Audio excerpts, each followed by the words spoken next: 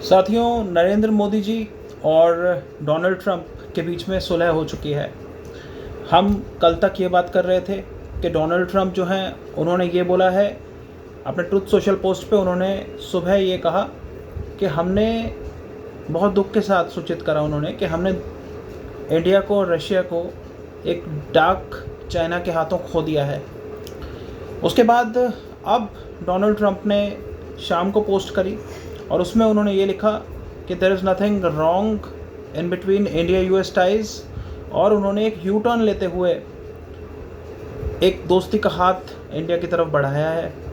अब यहाँ पे इंडिया और यूएस का पैचअप हो गया है और हम जो अंदाज़ा लगा रहे थे, अगर हम न्यूज़पेपर एनालिसिस को देखें, जो आर्टिकल्स आ रहे थे कल तक के जो इंडियन एक्सप्रेस थे, उसमें ये कहा जा रहा था कि चाइना पे विश्वास तो बिल्कुल नहीं करा जा सकता, लेकिन ये वाली बात है कि यूएसए भी, अगर हम अभी बात करेंगे यूएसए से, तो यूएसए नखरे दिखाएगा, हमसे और ज़्यादा कंसेशंस मांगेगा। H1B वीज़ा में जो अभी पॉलिसी चेंजेस लाने की बात चल रही है, उसमें तो है ही हमारे प्रोफेशनल्स की जो जॉब्स हैं वो सारी खतरे में हैं, उनके लिए सिरदर्दी का सबब बना हुआ है। भारत के लिए, वो एक एम्प्लॉयमेंट सेक्टर के लिए, ट्रेंड प्रोफेशनल्स के लिए, ख़ासतौर पे सॉफ्टवेयर प्रोफेशनल्स के लिए एक सिरदर्दी का सबब बना हुआ है।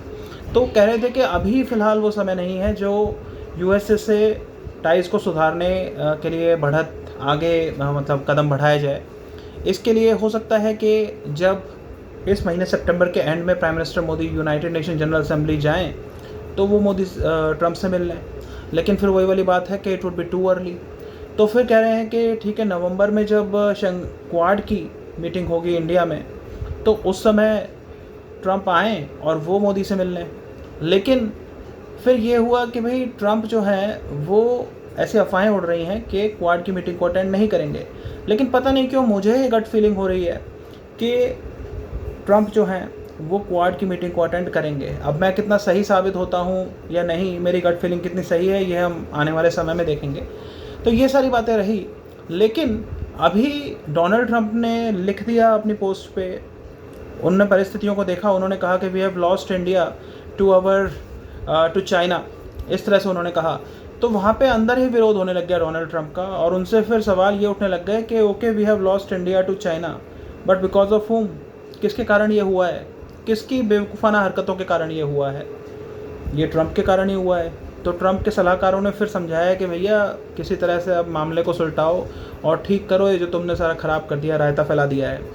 तो अब डोनाल्ड ट्रंप ने फिर से पोस्ट लिखी है और कहा है कि इंडिया यूएस के जो रिलेशंस हैं उसमें कुछ भी दिक्कत नहीं है, और प्राइम मिनिस्टर मोदी रिसेंटली ही मुझसे मिल के गए थे यहाँ पे, और हम दोनों साथ में रोज़ गार्डन में घूमने गए थे। इस तरह की बात लिख रहे हैं। मतलब फिर से एक तरह से वो डोनाल्ड ट्रंप के ऊपर अपनी जो प्राइम मिनिस्टर मोदी हैं उनके ऊपर एक तरह से फिर से मैं कहूँगा कि वो डोरे डाल रहे हैं। उन्हें समझ आ गया है कि इंडिया को अगर आप छड़ी मार के या फिर उसको छड़ी दिखा के आप दबाने की कोशिश करोगे, ये इंडिया है, और देशों की तरह नहीं है कि जिनके साथ आप ज़बरदस्ती कर लो, उनके ऊपर जोर आजमाइश कर लो और दबाव में आके फिर वो आपके साथ आपकी शर्तों पे ट्रेड डील फाइनल कर लेंगे। इंडिया के ऊपर 50% टैरिफ लगा दिए इंडिया ने, 4 बार फ़ोन किया डोनाल्ड ट्रंप ने, मोदी जी ने फ़ोन ही नहीं उठाया।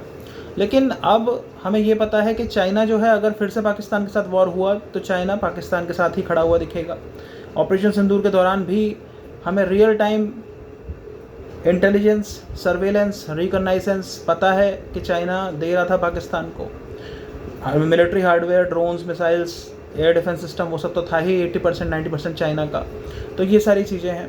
तो अब यहाँ पे प्राइम मिनिस्टर मोदी ने भी समझदारी अपनी दिखाई है, जो हम समझते हैं कि एक बहुत बड़े राजनीतिज्ञ हैं, बहुत तगड़े राजनीतिज्ञ हैं, उनको सब उनका लोहा मानते ही हैं, देश के प्रधानमंत्री हैं, देश को चला रहे हैं।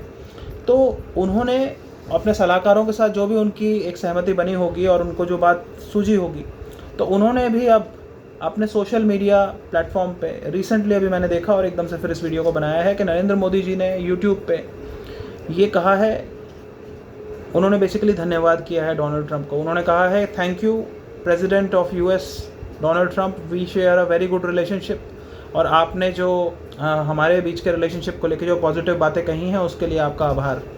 तो अब सब कुछ ठीक हो जाएगा, ऐसी हमें उम्मीद करनी चाहिए। अब बात भी यही है कि चीन जो है वो चालाक है, धोखेबाज है। 1954 की पंचशील एग्रीमेंट की भी बात करें तो चीन ने उसके 8 साल बाद हमारी पीठ में छुरा घोंपा था। तो अभी फिर से वो पंचशील की हमें स्पिरिट की याद दिला रहा था शंघाई कोऑपरेशन ऑर्गेनाइजेशन में। लेकिन यहाँ पे चीन का सिर्फ और सिर्फ एक ही उद्देश्य है, यहाँ पे लाभ सिर्फ चीन को हो रहा है। चीन यहाँ पे ग्लोबल साउथ की चैंपियनशिप कर रहा है, उसका चैंपियन बनने की, उसका लीडर बनने की जुगत बढ़ा रहा है किसी तरह से। जैसे डोनाल्ड ट्रम्प जो है वो किसी भी तरह से पीस प्राइज़ पाना चाहते हैं, तो ग्लोबल साउथ, मल्टीपोलैरिटी, ये सारी कर रहा है। लेकिन इसमें इन सब का लीडर कौन बनेगा? चाइना बनेगा। चाइना ये सब सोच रहा है। अगर इंडिया और यूएसए अपने रास्ते अलग कर लेते हैं तो ये चाइना की जीत होगी। तो यहाँ पे इंडिया और यूएसए को एकजुट रहना होगा और किसी भी तरह से चाइना को रोकना ही होगा। हमें ये पता है कि ग्लोबल सुपर पावर में यूएसए और चाइना की लड़ाई हो रही है, इंडिया उसमें नहीं है अभी फ़िलहाल के लिए। तो यहाँ पे चाइना को रोकना बहुत ज़रूरी है। चाइना पाकिस्तान के साथ लड़ाई होगी तो उसके साथ खड़ा हुआ दिखेगा। चाइना किसी भी समय धोखा दे सकता है हमें। हमारा कुछ भी कॉमन नहीं है चाइना के साथ। अगर कुछ कॉमन किसी के साथ हो सकता है तो वो है